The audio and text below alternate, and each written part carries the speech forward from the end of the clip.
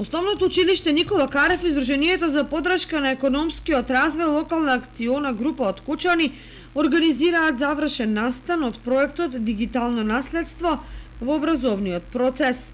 Завршниот настан ќе се одржи во ресторанот Амор, а според агендата поздравен говор ќе имаат градоначалникот на општина Кочани Љупче Папазов, градоначалничката на општина Брацигово Надежда Казакова, представник од Хрватска, како и директорот на училиштето Никола Карев Александар Андов.